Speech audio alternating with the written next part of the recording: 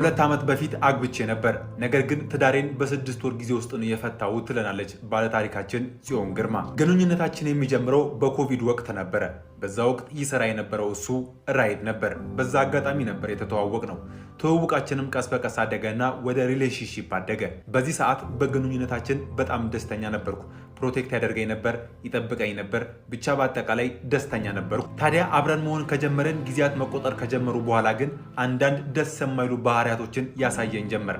ታዲያ በዚህ ወቅት ባህሪው ይሆናል ብዬ ችላ ብዬ አለፍኩት። የተለያዩ ደስ የማይሉ ባህሪያቶችን እያሳየኝ በሪሌሽንሺፕ ውስጥ 1 ዓመት ቆየን። ከ1 ዓመት በኋላ የፕሮሚስ ቀለበት አደረገልኝ።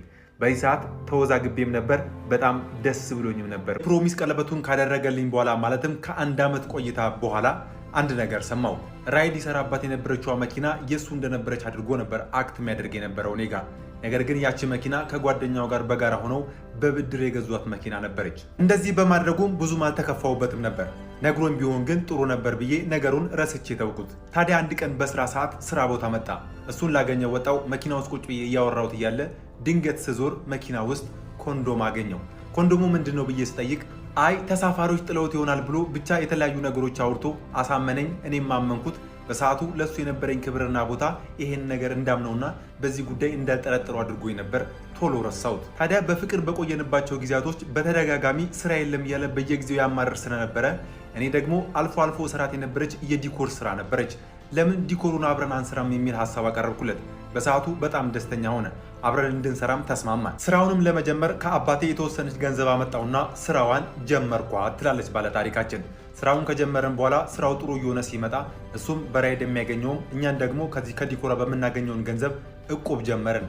እቁብ እየጣልን እቁብ የምንጥለው ገንዘብ የኛ ደርሶ ስለነበረ ገንዘቡን እንዲያመጣው ጠየቅኩት። ታዲያ ግን አንድ ነገር ሰማው። ያን ሁሉ ጊዜ የእቁቡን ገንዘብ ጥሎ አቅም ነበር።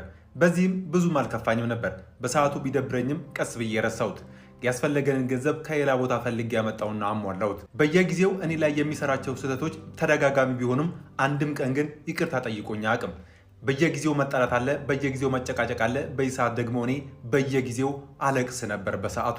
በጣም የሚገርመው ደግሞ የዲኮሩን ስራ ሰርተን ከጨረስን በኋላ አንድም ቀን የሰራሁትን ስራዬ ያምራል፣ ቆንጆ ነው ብሎኝ አቅም።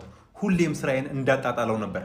እንዲህም ሆኖ ልንጋባ ወደ ቤተሰቦች ጋር ሽማግሌ ተላከ ትላለች። ሽማግሌው ከተላከ ከቀናት በኋላ የገዟት መኪና በብድር ስለነበረ መኪናዋን ሸጧት።